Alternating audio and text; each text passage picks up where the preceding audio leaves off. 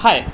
अभी हम लोग जो है इस सेशन में करेंगे हम लोग प्रैक्टिस कूलम्स लॉ का। कूलम्स लॉ क्या था याद करो कि अगर कोई दो चार्ज है, एक चार्ज है Q1 और दूसरा चार्ज है Q2 और उनके बीच है सेपरेशन R, उनके बीच कितना फोर्स सकता था K Q1 Q2 upon R square, है ना। ये फोर्स का मैग्नीट्यूड आता था। और अगर चार्जेस सेम सेंस के हैं, मतलब पॉजिटिव पॉजिटिव या नेगेटिव नेगेटिव, तो फोर्सेस आते थे रिपल्सिव। और चार्जेस ऑपोजिट सेंस के, मतलब कि अनलाइक चार्जेस हैं, तो फोर्सेस आते थे अट्रैक्टिव आते थे। तो चलो फिर अभी हम लोग पहला क्वेश्चन देखेंगे। NCERT से अभी हम सारा क्वेश्चन हम लोग जा रहे हैं बनाने के लिए। तो अगर NCERT का पहला क्वेश्चन देखोगे तो पहला क्वेश्चन ये वाला है जो कि कूलम्स लॉ पर है। हियर इट इज़ 1.1 कि what is the force between two small charge spheres having charges of 2 into 10 to the power minus 7 coulomb and 3 into 10 to 3 into 10 to the power minus 7 coulomb placed 30 centimetre apart in air, है ना। दो charges हैं, एक 20 micro coulomb का है, मतलब कि अगर माइक्रो कूलम्स में कहें तो, और एक है 3 into 10 to the power minus 7 coulomb का, और दोनों के बीच की दूरी है 30 सेंटीमीटर। तो उनके बीच के का जो फोर्स है वो तुमको बताना है ना। तो हमारे पास क्या है, दो चार्ज है ना, सेम एकदम सिंपल है। पहला चार्ज है ये दूसरा चार्ज है। पहले चार्ज का जो मैग्नीट्यूड है वो कितना दे रखा है, 32 into 10 to the power minus 7 coulomb. अगर तुम्हारे पास बुक है तो बुक में देख लो। दूसरे चार्ज का मैग्नीट्यूड कितना दे रखा है, 3 into 10 to the power minus 7 coulomb, है ना। और इनके बीच की दूरी आर का वैल्यू कितना दे रखा है, 30 सेंटीमीटर। सॉरी, कैसे लिख दिया हम, 30 सेंटीमीटर, है ना, ऐसे दे रखा है 30 सेंटीमीटर। ठीक है, 30 सेंटीमीटर को मीटर में कन्वर्ट करेंगे तो कितना आ जाएगा, 0.3 मीटर, है ना। अच्छा, फोर्स का फॉर्मूला हमको निकालना है। फोर्स क्या होता है, फोर्स हो जाता है K Q1 into Q2 upon R square, ठीक है। अच्छा, फोर्स क्या हो जाएगा, K की वैल्यू कितनी है याद है, 9 into 10 to the power 9 newton metre square पर कूलम स्क्वायर। और Q1 पहला चार्ज क्या है मेरे पास, पहला चार्ज है 2 into 10 to the power minus 7 coulomb. और दूसरा चार्ज क्या है, दूसरा चार्ज है 3 into 10 to the power minus 7 coulomb upon इनकी बीच की दूरी का स्क्वायर। इनकी बीच की दूरी कितनी है, 0.3 मीटर। तो 0.3 मीटर का स्क्वायर। इसको कैलकुलेट करेंगे अगर, तो करो कैलकुलेट जल्दी से, वैसे तो कट जाएगा यहाँ पर। तो है हमारे पास 9 into 10 to the power 9 multiplied with 2 into 10 to the power minus 7 multiplied with 3 into 10 to the power minus 7 upon 0.3 का स्क्वायर, है ना। कैलकुलेट करेंगे तो आ जाएगा ये 6 इंटू, है ना, ये आ जाएगा, this will come out as 6 into 10 to the power minus 3 newton, है ना। और चूंकि फोर्सेस दोनों चार्जेस कैसे हैं, पॉजिटिव पॉजिटिव है। देखो ये वाला चार्ज भी पॉजिटिव है और ये वाला भी चार्ज भी कैसा है, पॉजिटिव है। फोर्स कैसा आएगा, रिपल्सिव, है ना। फोर्स कैसा आएगा, रिपल्सिव। तो ये पहला क्वेश्चन हमारा बन गया ना, एकदम आसान है बिल्कुल।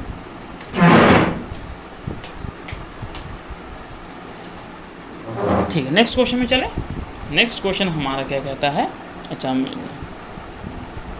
तो नेक्स्ट क्वेश्चन हमारा जो कूलम्स लॉ पर है वो है कि द इलेक्ट्रोस्टैटिक फोर्स, है ना। सेकंड क्वेश्चन में देखो, the electrostatic force on a small sphere of charge 4 micro coulomb 0.4 micro coulomb due to another sphere of charge minus 0.8 micro coulomb in air 0.2 newton. What is the distance between the two spheres, है ना। हमें पूछा है कि उन दोनों spheres के बीच का डिस्टेंस कितना होगा। देखो इसको बनाएंगे हम लोग, ठीक है। तो just select another page here, नया पेज चुन लेते हैं, टाइटल पेज, ठीक है।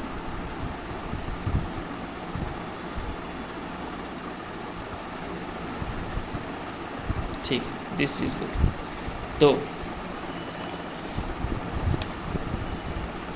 हम, हाँ, क्वेश्चन क्या है कि एक स्मॉल स्फीयर है जिस पर चार्ज कितना है, 0.4 माइक्रो कूलम।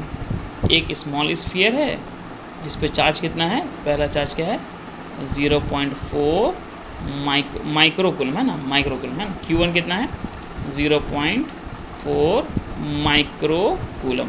अच्छा, माइक्रो होता है 10⁻⁻⁶, तो 0.4 अगर एग्जैक्ट ऐसा यूनिट में लिखें तो ये हो जाएगा 10⁻⁻�6 कूलम। अच्छा, उसके साथ में क्या है, दूसरा स्फीयर है। दूसरे स्फीयर पे चार्ज कितना है, Q2 कितना चार्ज है, -0.8 माइक्रो कूलम, -0.8 माइक्रो कूलम। यानी कि इसकी ऐसा यूनिट में वैल्यू कितनी हो जाएगी, -0.8 इंटू 10⁻⁻�6 कूलम। और इनके बीच का जो फोर्स है, फोर्स की वैल्यू हमें दे रखी है ना, फोर्स की वैल्यू दे रखी है हमें, कितना दे रखा है, तो 0.2 न्यूटन, 0.2 न्यूटन। ठीक है, तो अब हमें निकालना है क्या, इनके बीच की दूरी। देखो यहाँ पर, ठीक है, तो फोर्स का फॉर्मूला क्या होता है, Q1 into Q2 by R square. तो R स्क्वायर का फॉर्मूला क्या हो जाएगा, Q1 into Q2 by force F होगा। अच्छा, R स्क्वायर हमारे पास क्या है, K, what is K, K is 9 into 10⁻⁹। अच्छा, Q1 कितना है, 0.4 इंटू 10⁻⁻�6 है ना। देखो what is Q1 is 0.4 into 10⁻⁶, ये वैल्यू Q1 की। तो ये हो जाएगा 0.4 इंटू 10⁻⁻�6 इंटू Q2 कितना है, -0.8 इंटू 10⁻⁻�6, यहाँ देखो है ना। तो ये हो जाएगा, और हमें बस अगर मैग्नीट्यूड लेना है तो बस साइन को छोड़ दो अभी, क्योंकि हम लोग बस मैग्नीट्यूड की बात कर रहे हैं ना। 0.8 इंटू 10⁻⁻⁻, सरका देते हैं, -6 अपॉन, है ना, अपॉन फोर्स की वैल्यू कितनी थी, 0.2 न्यूटन। अच्छा, देखो कुछ कटेगा क्या, देखो 0.2 न्यूटन से एक डेसिमल यहाँ ख़त्म हो गया, 2 2 जा 4, और इसको लिख सकते हैं 9, इसको लिख सकते हैं R स्क्वायर इक्वल्स टू, यहाँ से क्या है, यहाँ से है 9 इंटू, और 2 इंटू 8। अच्छा, एक डेसिमल यहाँ उड़ाओ और एक डेसिमल यहाँ उड़ाएंगे तो कितना बचेगा, 10⁸ बचेगा। तो 8 2 जा 16 आ जाएगा, यहाँ से आ जाएगा 8 2 जा 16 इंटू, यहाँ 10⁸ है और 10⁻⁻⁶ और 10⁻⁻⁶, 10⁻12, 10⁻12 में से 10⁸ चला गया, कितना बचा, 10⁻4 बचा बस, और नीचे तो 1 बचा है ना। अच्छा, इसको अगर स्क्वायर रूट लें तो R होगा यहाँ पर, 9 का स्क्वायर रूट कितना होता है 3, 16 का कितना होता है 4, और 10⁻4 कितना होता है 10⁻2। तो R कितना आ गया मेरे पास, 4 तिया 12 इंटू 10⁻2 मीटर, है ना। और अगर सेंटीमीटर में लिखें तो कितना हो जाएगा, ये 0.12, हाँ सेंटीमीटर हो जाएगा, है ना। ये 0.12 सेंटीमीटर नहीं होगा, ये 100 से मल्टीप्लाई करेंगे तो हो जाएगा 12 सेंटीमीटर। तो उन दोनों के बीच कितनी डिस्टेंस होगी, 12 सेंटीमीटर। अच्छा, अब दूसरा क्या बोल रहा है कि उनके बीच का फोर्स निकालना है तुमको, कितना होगा। तो देखो दोनों चार्जेस कैसे हैं, यहाँ देखो, दो फोर्स की मैग्नीट्यूड हमें दे रखी 0.2 न्यूटन, फोर्स की मैग्नीट्यूड कितनी दे रखी है, यहाँ देखो फोर्स की मैग्नीट्यूड दे रखी 0.2 न्यूटन। लेकिन हमें बताया नहीं कि अट्रैक्टिव होगा कि रिपल्सिव होगा, हमें खुद से पता करना है। देखो पहला चार्ज क्या है, पॉजिटिव है, दूसरा चार्ज क्या है, नेगेटिव है। तो जो भी फोर्स आएगा वो कैसा आएगा, अट्रैक्टिव आएगा। तो 0.4 न्यूटन तो फोर्स दे ही 0.2 न्यूटन तो फोर्स दे ही रखा है, साथ में ये फोर्स कैसा होगा, दिस विल बी अट्रैक्टिव। आई तो, है ना, ये हो गया दूसरा क्वेश्चन नंबर सॉल्व। अच्छा, अब नेक्स्ट क्वेश्चन में चलते हैं। And just choose another page, delete कर दें सब पेज को, just delete this page.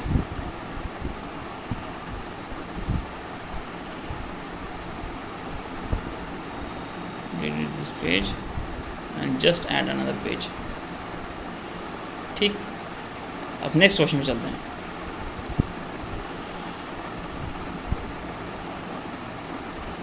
Next question देखो, क्वेश्चन नंबर 1.6 देखो, क्वेश्चन नंबर 1.6 अच्छा क्वेश्चन है कि 4 पॉइंट चार्जेस है ना, QA QB। क्वेश्चन नंबर 1.6 देखो, QA 2 माइक्रोकूलम का है, QB -5 माइक्रोकूलम का है, क्यू सी 2 माइक्रोकूलम का है एंड क्यू डी -5 माइक्रोकूलम का है। वो सब हैं एक square A B C D के कॉर्नर्स में। तो हमको बताना है कि अगर कोई चार्ज उसके सेंटर पे रख दें तो उस चार्ज पर कितना फोर्स आएगा ना। This is a good question. यहाँ देखो जस्ट इसके लिए ग्रिड ऑन कर लेते हैं, ठीक है। अच्छा देखो हमारे पास है एक स्क्वायर है, स्क्वायर बना लेते हैं, ठीक है ना। एक स्क्वायर है,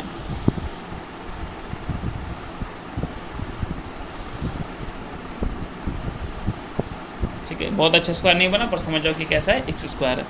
कि स्ट्रेट लाइन तो यहाँ बन नहीं रही। अच्छा स्क्वायर का ये वर्टिस है A, this is B, this is C and this is D. अच्छा देखो और बोल रहा है कि इस स्क्वायर के सेंटर पे एक चार्ज है क्यू, सेंटर पे चार्ज है क्यू। क्यू का वैल्यू देख रहे हैं 1 माइक्रोकूलम, या जो भी दे रखा होगा हम सबके लिए आंसर सेम ही आएगा।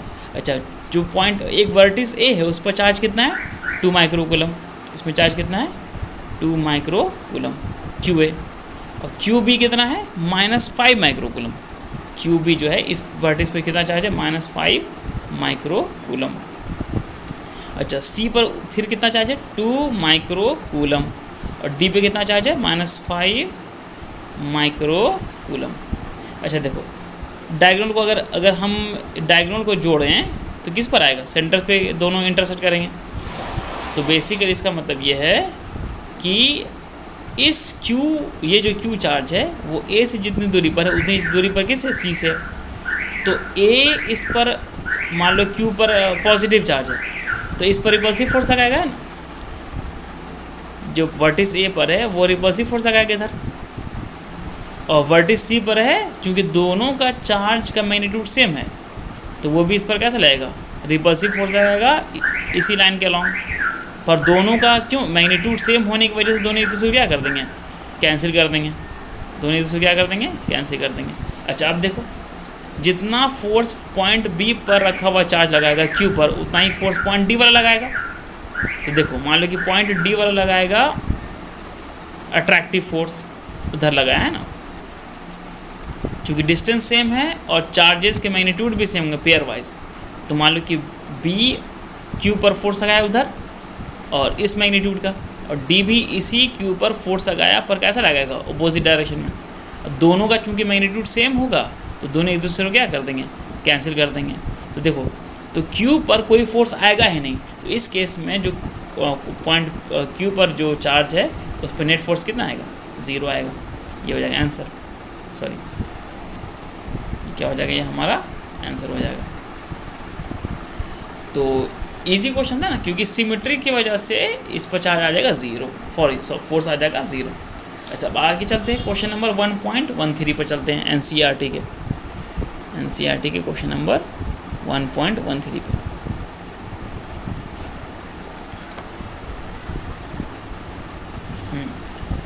देखो क्वेश्चन नंबर 1.13 जो है क्वेश्चन नंबर 1.12 का कंटिन्यूएशन है। तो क्वेश्चन नंबर 1.12 देखो दो इंसुलेटेड चार्ज स्फीयर हैं ए और बी का, उनके सेंटर सेपरेटेड हैं 50 सेंटीमीटर से, और बोल रहा है कि दोनों पे चार्ज कितना है 6.5 × 10⁻⁵ माइक्रोकूलम। देखो क्वेश्चन ये है, हम लिख के बता दे रहे हैं। This is the question at page.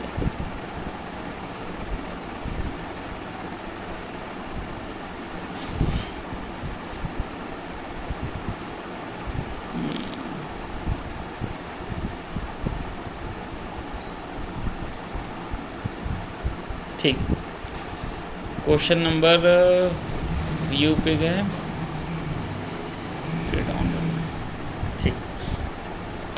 देखो क्वेश्चन क्या कह रहा है, क्वेश्चन नंबर 1.2 कि दो इंसुलेटेड कॉपर स्फीयर हैं ए और बी।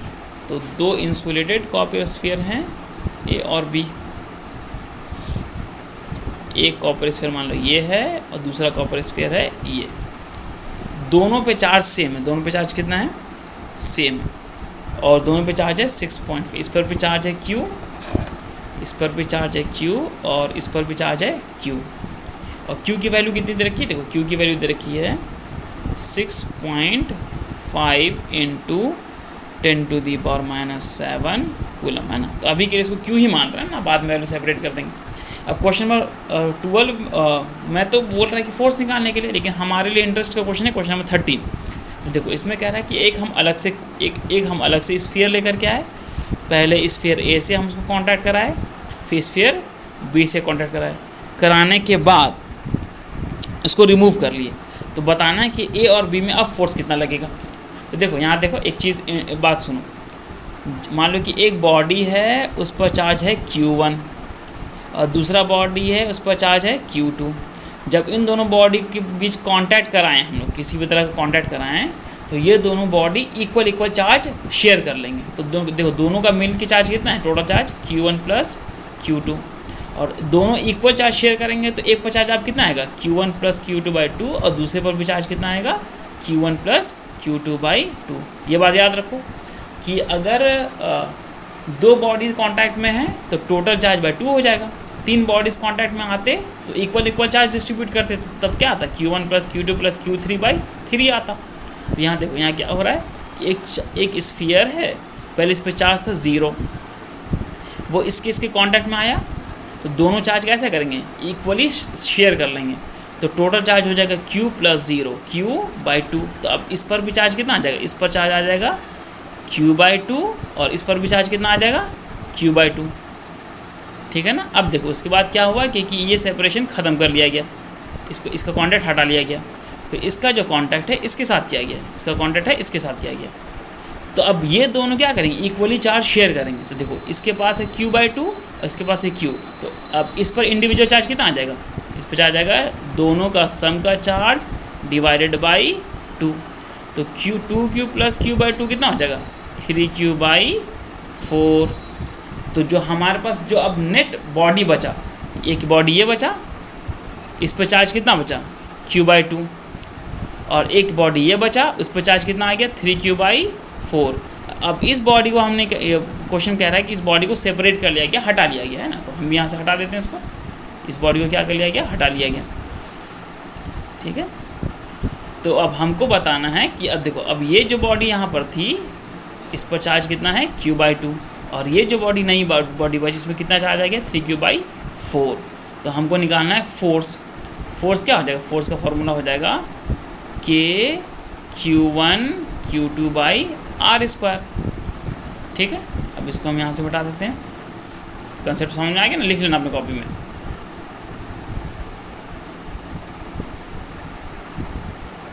ठीक है।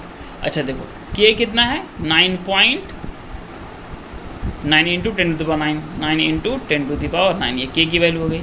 अच्छा Q1 कितना है Q/2, अब कितना बचा है Q/2 इंटू Q2 कितना है 3Q/4 अपॉन R²। R कितना दे रखा है, डिस्टेंस, उनके बीच का डिस्टेंस दे रखा था। देखो क्वेश्चन नंबर 12 में देखो दोनों के बीच का डिस्टेंस दे रखा था 50 सेंटीमीटर, है ना।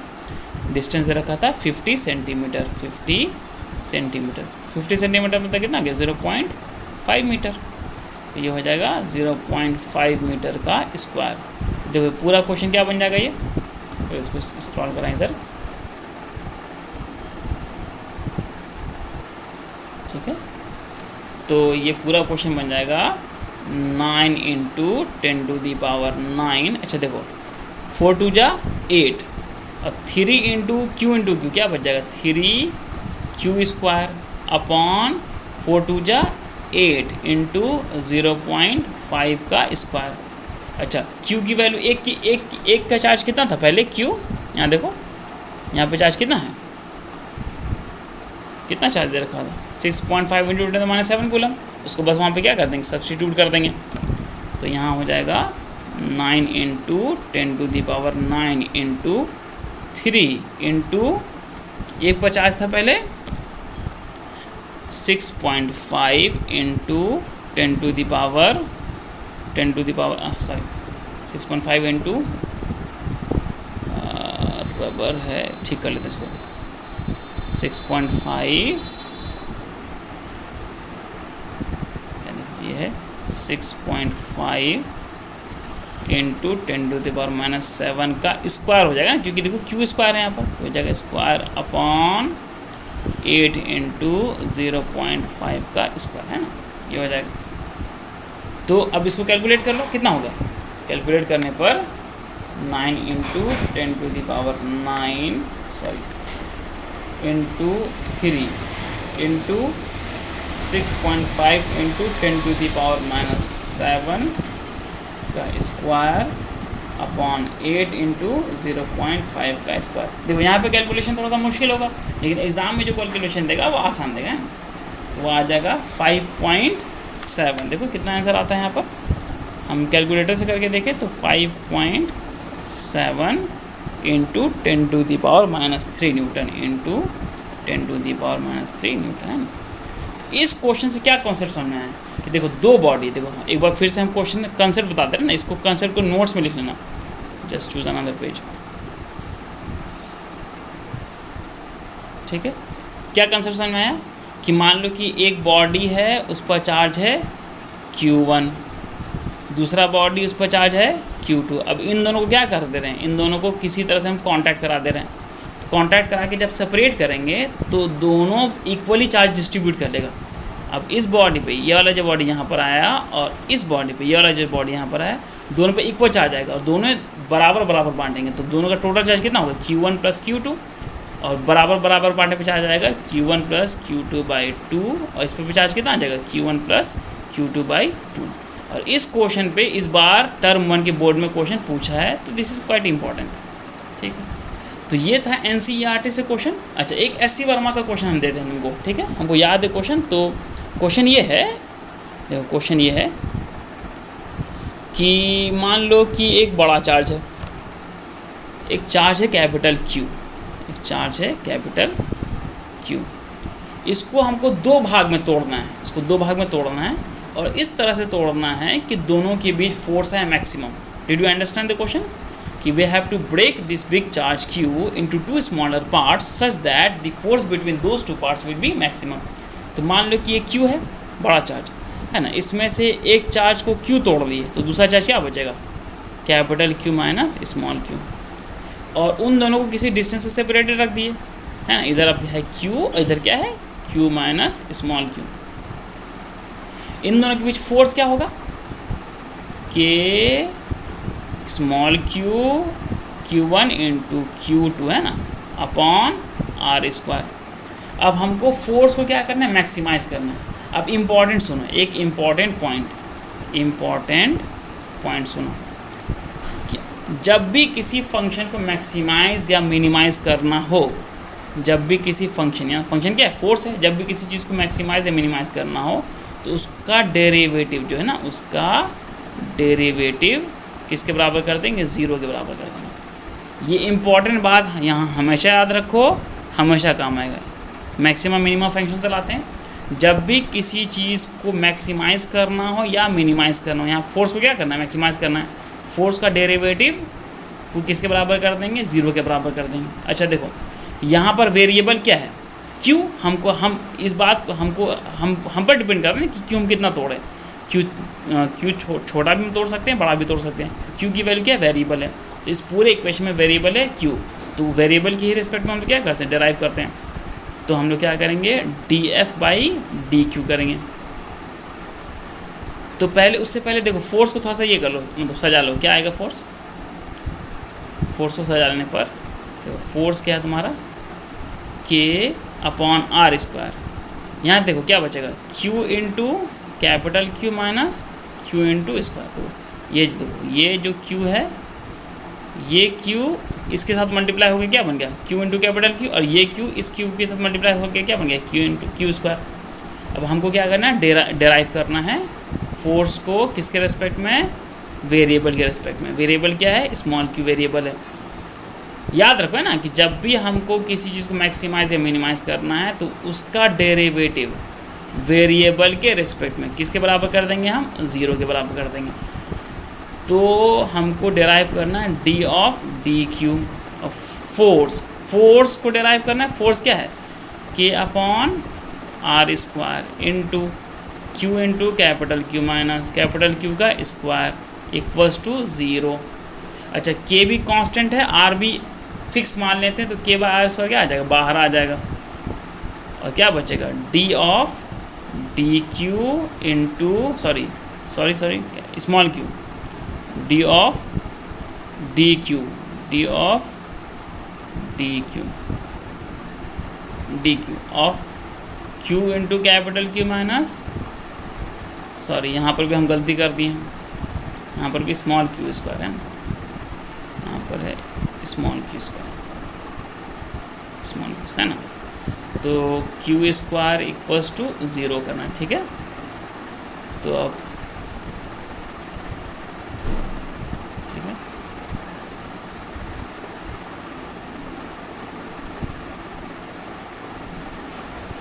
सरकाते हैं उधर, थोड़ा सा जगह कम पड़ रहा है। तो अब यहाँ देखो, यूँ चूज़ कर लेते, ठीक है। अब यहाँ देखो के स्क्वायर, के कांस्टेंट है, आर स्क्वायर है, तो ये चला जाएगा 0, इधर है तो ये तो 0 हो जाएगा, क्या बचेगा बस D by D Q of Q into capital Q minus small Q का स्क्वायर, स्मॉल क्यू का स्क्वायर। मेरा राइटिंग ख़राब हो रहा है यहाँ पर, ये बनेगा, right it again, sorry, D by D Q of Q into capital Q minus small Q का स्क्वायर इक्वल्स टू 0। अच्छा यहाँ देखो, यहाँ पर इसको सेपरेट कर दो, D by D Q into Q capital Q minus D by D Q of Q square equals to 0, Q square equals to 0। अच्छा यहाँ देखो, यहाँ क्यू इंटू कैपिटल क्यू का डेरिवेटिव क्या हो जाएगा, कैपिटल क्यू बचा यहाँ पर, वहाँ से क्या बचेगा माइनस 2q इक्वल्स टू 0। तो यहाँ से देखो 2q किसके बराबर आ जाएगा, कैपिटल क्यू के बराबर आ जाएगा, यहाँ से q किसके बराबर बचेगा, कैपिटल क्यू बाय 2। इसका मतलब कि हर एक चार्ज को क्या करेंगे, आधा आधा तोड़ देंगे, कैपिटल क्यू को आधा तोड़ देंगे तो फोर्स कैसा आ जाएगा, मैक्सिमम आ जाएगा। तो ये था हमारा कूलम्स लॉ में न्यूमेरिकल का प्रैक्टिस। और कोई भी प्रॉब्लम